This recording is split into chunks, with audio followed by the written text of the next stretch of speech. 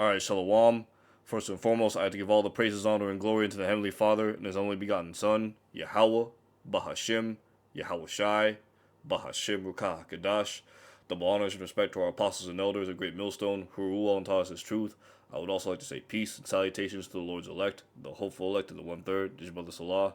All right, and today, well, aside from all the things going on, we've seen the so-called killings or the stabbings of the Charlotte train incident with that Ukrainian woman, and and I've just found out, there were receipts. I'll show this later in the video, but like there were receipts showing that woman was in fact an actor used in a previous scenario where she was a Ukrainian nurse that died in the Ukrainian war with Russia, man. Yeah, so it just goes to show you there's a bunch of psyops going around, and Charlie Kirk, whether it be real AI, if he was sacrificed or not, I'm not sure. Hell, I didn't even know about Charlie Kirk until I heard about his supposed death, man. Like it's crazy out here,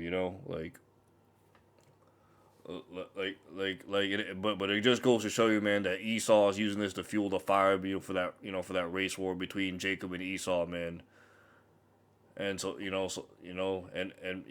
but and in the midst of all that, man, all of this is a distraction, like I said in the previous video, it is a distraction from the collapse of the U.S. dollar, the world reserve currency, the U.S.'s hegemony against. That has its grip against all nations, that keep it as this quote unquote slave master relationship, as other, as other nations, as a quote unquote slave. Although the Israelites, we are still slaves underneath Babylon the Great, aka America, right? Right, the other nations, they have to get they pay tributaries unto America, by trading with this currency and giving it its resources, and that goes all the way back to the book of Maccabees, First Maccabees chapter 1, going back to Alexander. They're using the same model, and that's nothing new. That even goes all the way back to goes back to Nimrod. But without any further ado, we're gonna read some precepts.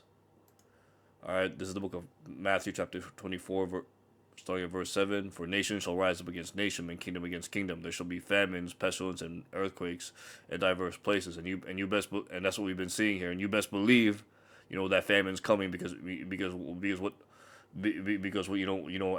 as soon as the other nations drops the the U.S. dollars, as soon as everything becomes scarce. It's you'll start to notice you see these food prices and everything rising, but then you'll start to know stock starting to depreciate, man, and things are starting to become scarce and rationed out. You see the price, as you saw before, the prices of eggs have skyrocketed. Well, now you're about to see food prices go up, because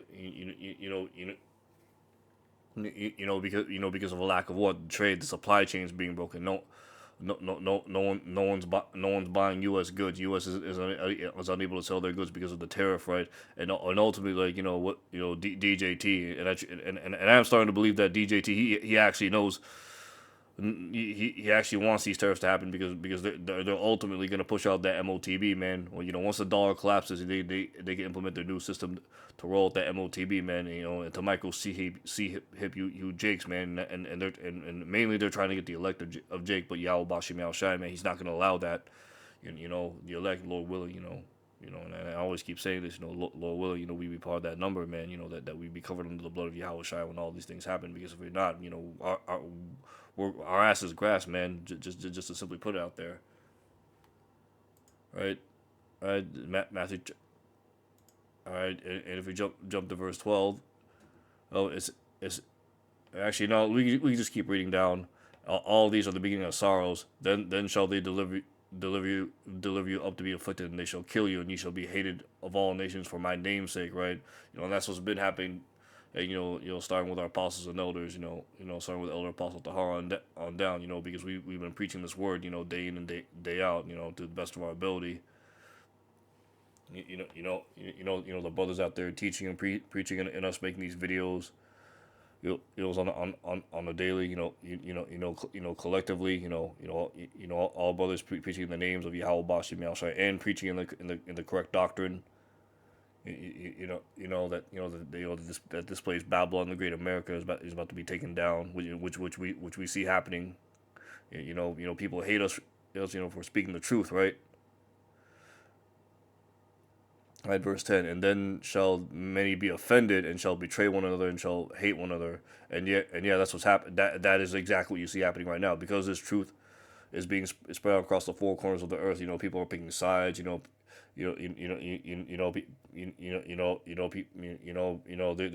Al-Bashi Master, he said a division against one another because of this truth, right? People are siding with one narrative versus another, uh, or they be siding with the left and right, man. You just see all this division going on, and that's the power of Yahweh Bashim Yahushua, taking this place down, right, right, and we can get precepts on that.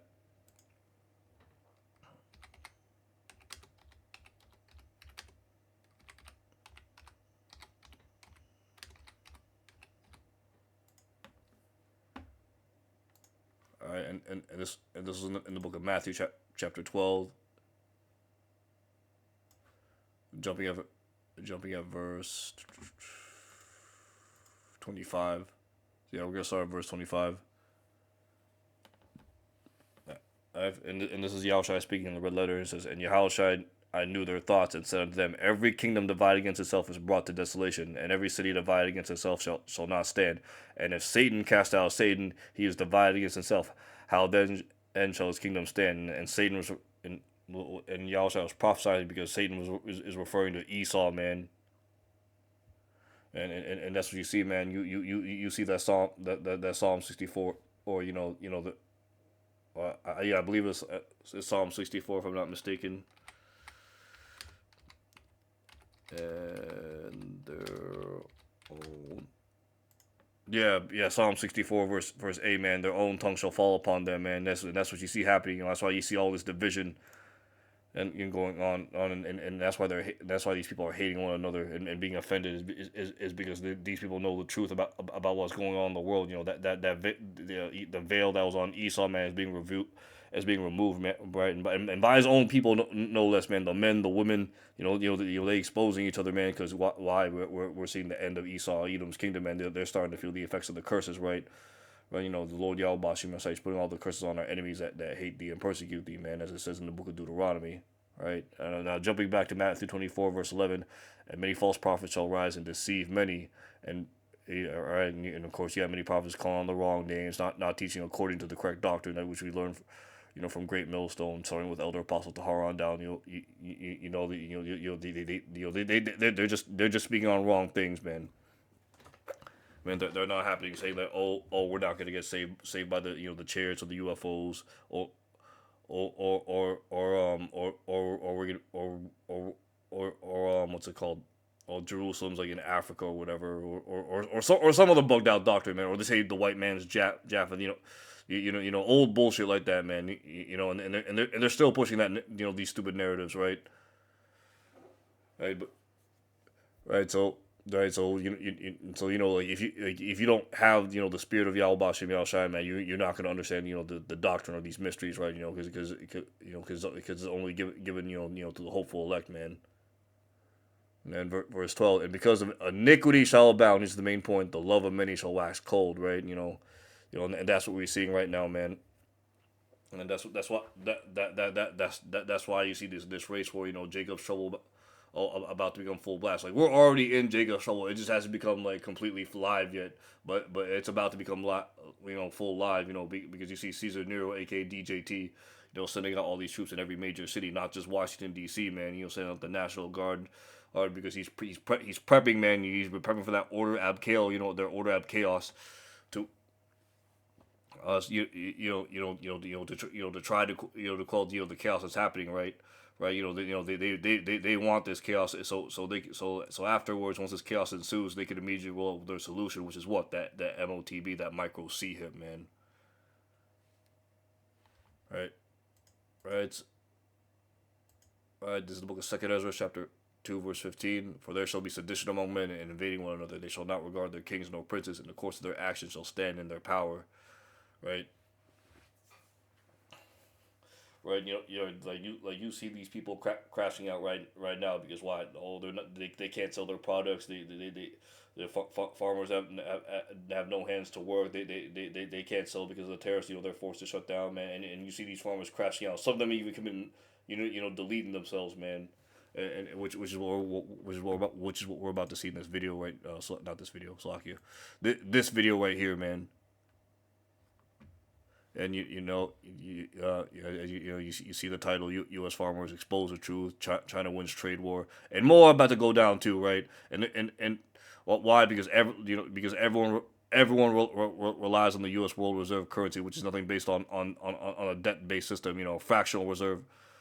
Reserve banking, right? Which is what fiat currency is based on debt, right? So once the U.S. defaults on its debt, once China decides to drop its debt, that's when hyperinflation starts to set in and everything starts to skyrocket, and then that's when you see all this chaos happening, right? Is because no one can afford no one can afford to buy anything, right?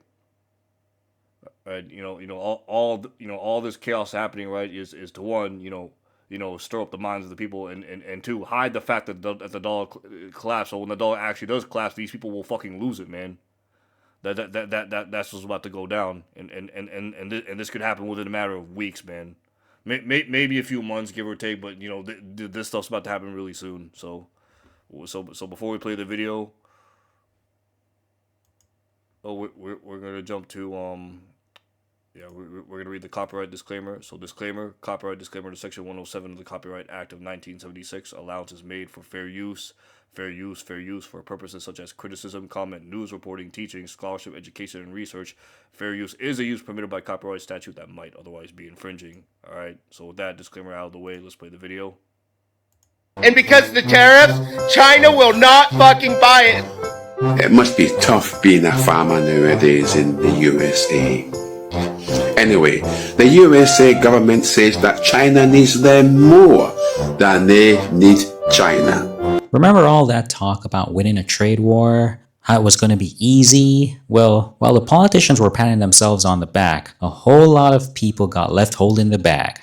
And right now, that bag is full of about 4.3 billion bushels of unsold soybeans. Today we're looking at real-world consequences of a trade policy that sounds tough in a speech but plays out completely differently on the ground. We've got some clips of American soybean farmers, the very people who were promised they'd be protected, who are now staring into a financial abyss. Why? Because their number one customer, China, has decided to take its business elsewhere. We're going to break down what's happening, why it's happening, and who's actually winning this trade war. Let's get to it. Right now, we're in a very dire situation. September's upon us, harvest is starting in the deep south, and we have 0 bushels of soybeans on the books to be sold to China for this current crop that's about to come out of the field. This is what happens when a bunch of entitled, MAGA voting Americans stand on a box and push isolationist policy, like tariffs. You guys said that all the other countries will be affected by these tariffs, but we as Americans are untouchable. Let's isolate America. We don't need any other countries. Let's put America first. Well, the soybean farmers who overwhelmingly voted for Donald Trump fucked around and found out that that just isn't the case for them. Most of their soybean crops are bought by China because America does not consume that many soybeans. They rely on China to buy the soybean crops. China earlier this year came out and said, ew, we don't want your soybean crops. You can sell them to someone else because we're going to go to Argentina to get ours. That's exactly what they did, and like you just heard the soybean farmer say, they have nothing on the books. They have nobody to buy their soybean crops, and they are SOL for it.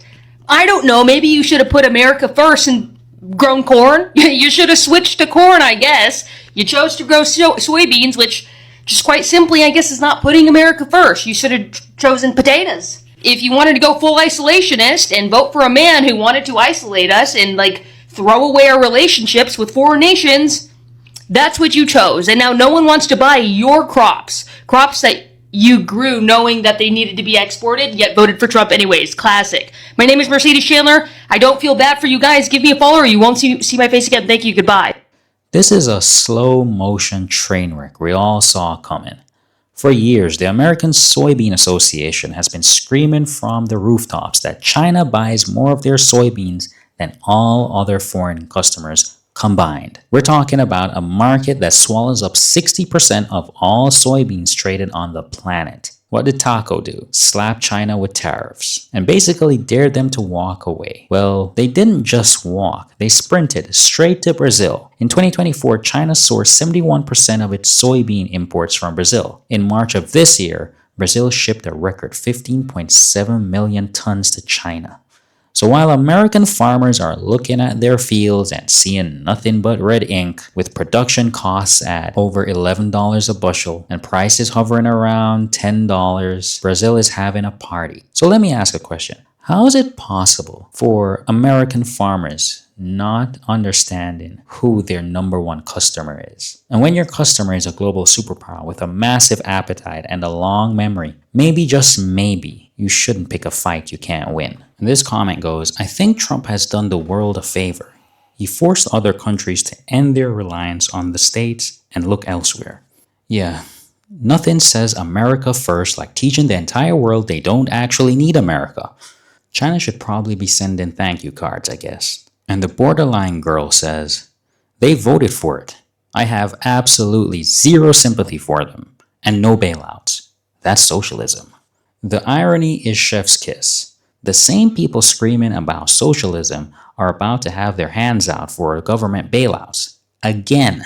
Because apparently socialism is only bad when it helps other people. Watch them discover socialism real quick when their farm gets foreclosed. Suddenly, government intervention sounds pretty good. I've never been as worried as I am now about whether or not my kids and grandkids will be able to carry on. He said, I love you, Mr. Trump. I need to see the fruit of your love. 5 of my customers have committed. That's how serious that this is. And what it costs for us to farm is astronomical now. I farm with paid-for equipment. All my tractors are 50 years old, and I can't hardly make this deal work. I think the tariffs are the ice cream on the cake of a perfect storm. After a horrible year last year where most farmers in Arkansas Delta lost money, this year's going to be worse. We made a decision to go out this year in the spring. So my son will not be the seventh generation on our farm. We're going to lose 25 or 30% of the farmers in this country if they don't do something. It has to be done, and it's not just here.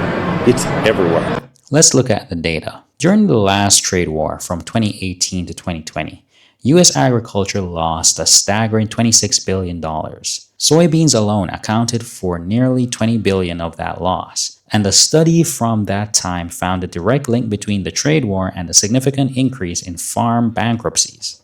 And when this farmer says he's worried about losing 25 to 30% of the farmers in the country, he's not exaggerating. He's describing a systemic collapse. And here's the kicker.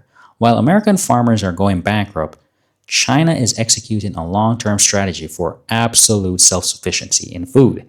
They passed a whole food security law this year. They are not just reacting. They are building a future where they don't need American farms at all. So when we talk about who's winning, it's not just about who's selling more soybeans today. It's about who is building a more secure future for themselves. Now let's check out some comments. Ken Harris says, thoughts and tariffs. Yeah, Ken gets it. Thoughts, prayers, and tariffs. The holy trinity of doing absolutely nothing useful. And this comment goes, where are all the red hats? Is America great now? Maggots are, probably busy explaining to their kids why the family farm that's been around for 7 generations is now owned by BlackRock. But hey, at least they own the libs, right? Oh, that sucks. Anyways, it sucks if only a whole country and economists told them exactly what would happen. Yeah, right? It's almost like every economist, the American Soybean Association, and Basic Common Sense all said this would happen. But what do experts know? Well, the Democrats were right again, and it turns out the farmers of Iowa are completely shit out of luck, specifically because they voted for Trump, okay? Because his policies have double fucked them. Now, who was their number one customer? Well, it used to be China. And up until recently, they were buying 60% of our soybean exports out of America. But Daddy Trump came in and jacked up these tariffs, started a trade war with China, and now these soybean farmers have lost their number one customer. So now these soy boys are sitting on a Scrooge McDuck level of soybeans with absolutely nobody to sell them to. And that is why they are begging Daddy Trump for a bailout and for him to cut the shit with China so we can get rid of these tariffs. You know, it's amazing. Trump supporters put him in office hoping that he would just ruin the lives of all the people who they hated. But they didn't realize that Trump isn't on their team. He's on Team Billionaire, not on Team Farmer or Team Trucker or Team Everyday American. He only cares about rich people. Who's actually benefiting from this chaos? While farmers are going under, who's buying up their land? It's not other farmers. It's hedge funds, big agribusiness corporations, and the ultra-wealthy. They're turning food, a basic human necessity, into just another asset class to be traded and speculated on. You may say it's just capitalism doing what it does best, consolidating wealth and power. But, let's be real. While American farmers lost billions, corporations were reporting record profits. The pain is not being shared equally. Labor gets squeezed while capital finds a way to profit from the disruption. The U.S. trade balance with China in June 2025 was a negative $9.51 billion. America's buying more from China than China is buying from the U.S. So who's really paying for these tariffs? It's not China. It's American consumers and American workers. Now, a lot of people like to frame it as left versus right, but it's really about the 1% versus the 99%. And in that fight, the farmers, the truckers, and the everyday Americans are all on the same side, whether they realize it or not. John S. says, "Dude, I live in Nebraska. He bankrupted all the farmers here the last time he was president, and they voted for him again. They knowingly voted against their own interests twice. These people are allergic to critical thought." Yeah, Nebraska knows. You lived through this exact movie in 2018 and still bought tickets for the sequel. At some point, fool me twice becomes fool me because I want to be fooled. Today, you've probably seen all the videos about clowning American farmers, right? China cut off soybeans again. Serves you right. I get it. They back to Trump. They're gonna burn before, and they're still with him on the second term. It's very easy to say that's what you get. Here's the truth. Mocking them is just gonna help the people on top. Farmers are going bankrupt.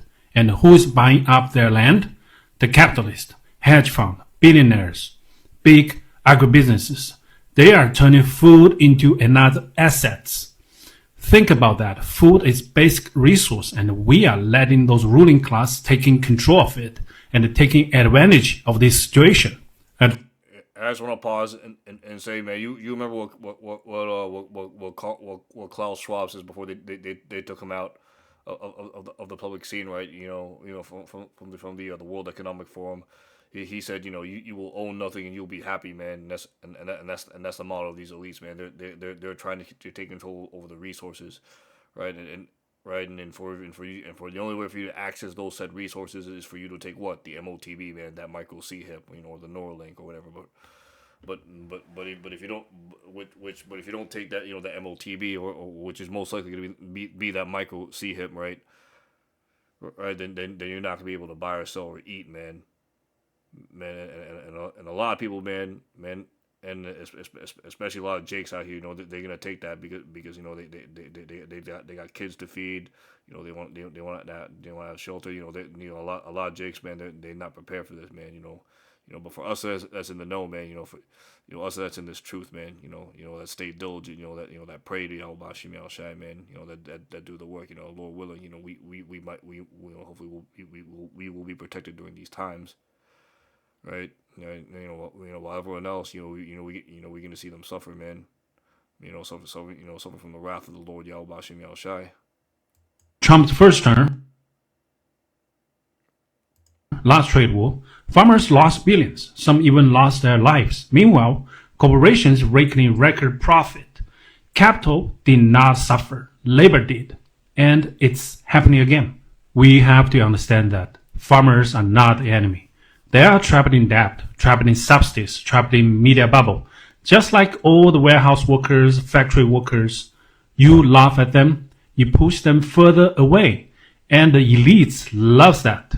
My opinion, this is actually, right now, is actually the best chance to talk to them, to explain the bigger picture, the class divide, the way capital plays all of us, to show the workers, farmers, students, we are all in the same fight. If we are divided, it's powerless, but united, it's dangerous. That's why they keep us mocking each other instead of linking up. So don't waste this moment. Use it and build unity. I have a full article on Substack, link in bio, and with more context and breakdown. Share this around and follow for more. Thanks, guys. Take care.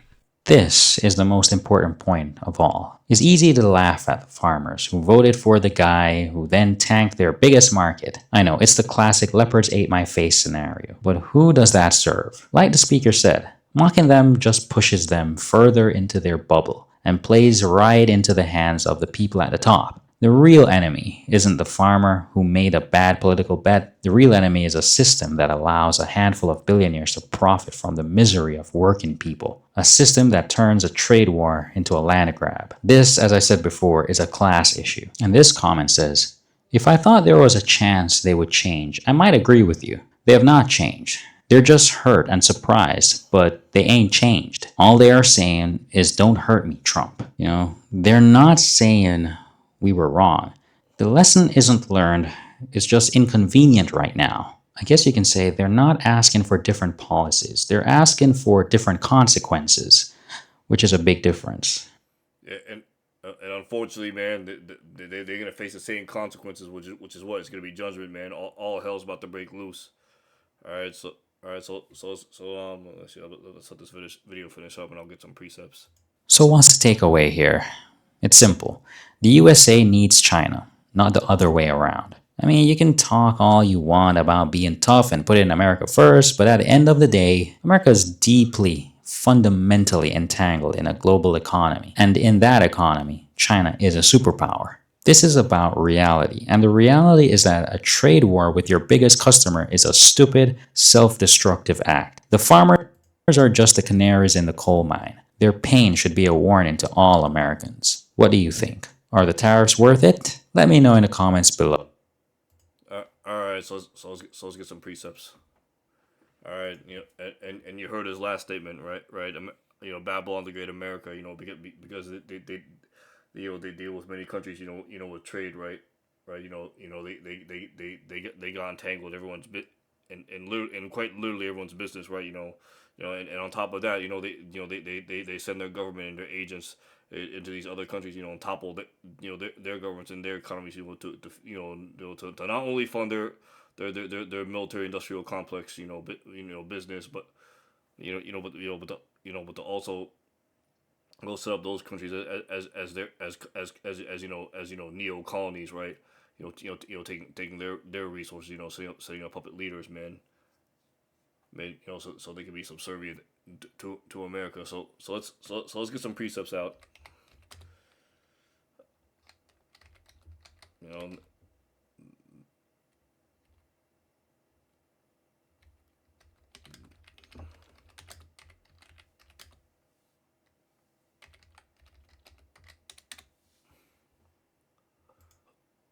This is the book of Sirach, or the book of Ecclesiastes, chapter 11, verse 10, and it says here, "My son, meddle not with many matters, for if thou meddle much, thou shalt not be innocent, and if thou follow after, thou shalt not obtain, neither shall escape by fleeing." And that's right, man.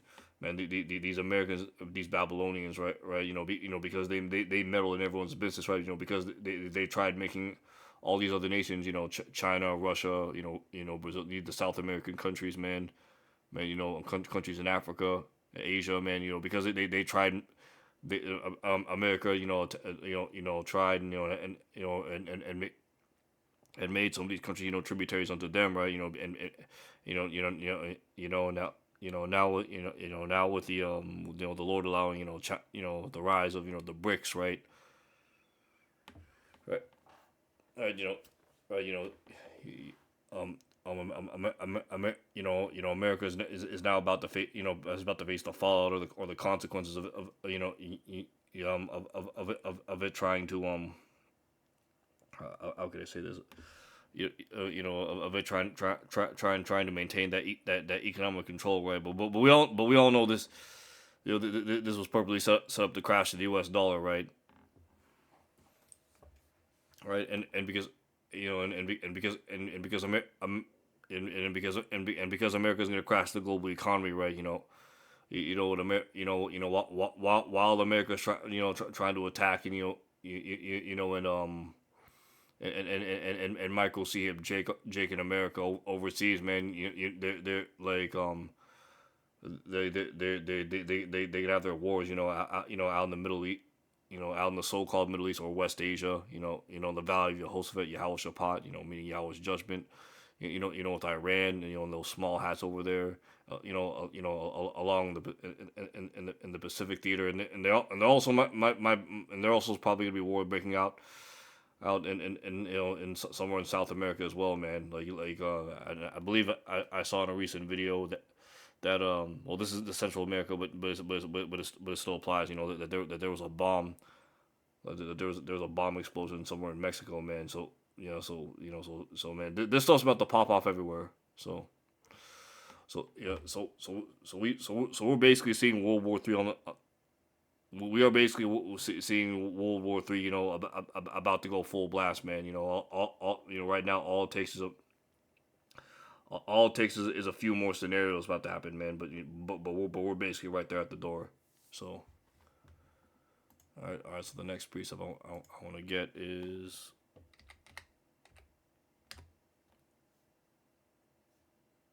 Dang, I had this.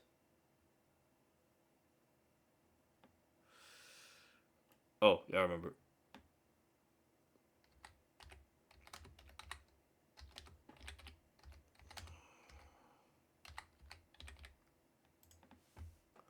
All right, all right. Now, as I mentioned in the beginning of the video, but now I'm gonna bring this out now. This is the book of Deuteronomy, chapter 30, verse 7. And the Lord Yahweh Bashem Shai, thy God, will put all these curses upon thine enemies and on them that hate thee, which persecute thee. Right, and we know all these these Edomite farmers, right? We all know why they voted for Caesar Nero, aka DJTs. Although it was against their interest in supporting their farms, they voted for DJT because specifically of their hatred towards Jake. Hence why it says, upon thy enemies that hate thee, and we know Esau has that perpetual hatred towards Jake, which goes all the way back to it goes all the way back to to him selling the birthright to Jacob, man, which is in their spirit for them to hate Jake. That's how the Lord programmed them,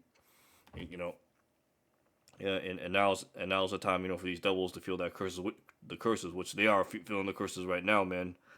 Man, a lot of them are losing their jobs, they're losing their businesses, they're losing their health, their wealth, man. As Elder Malcolm says, and you see these devils, man. They about to crash out, man.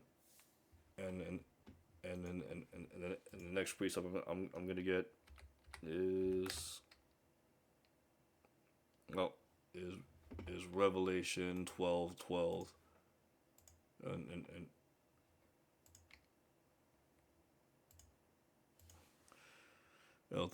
therefore rejoice ye heavens, and ye that dwell in them. Woe mean destruction unto the inhabitants of the earth and of the sea. For the devil Esau, Edom, man, is come down unto having great wrath, because he knoweth he hath but a short time.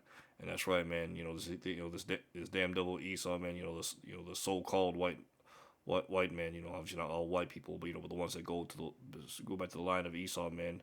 Man, mainly talking about these wicked elites, man. These banking elites. They about to have great wrath upon Jacob, man, and Andrew average Edomite, man. There's about to be there's about to be civil wars, race wars, man. Jacob's trouble is about to become full blast real soon, man. So that's why we have to stay prayed up, and always stay in repentance, right? Have our minds right, and a part of keeping our minds is having that self control, man. And in the scriptures, and the scriptures talking about having that self, having that self control is important because if we're able to rule our minds, therefore we're able to rule our spirits, right? Right, and that's how we're not gonna crash out with these times, man, and that's under the spirit and power of Yahweh Bashim Yahweh Shai, and that takes me to this final precept.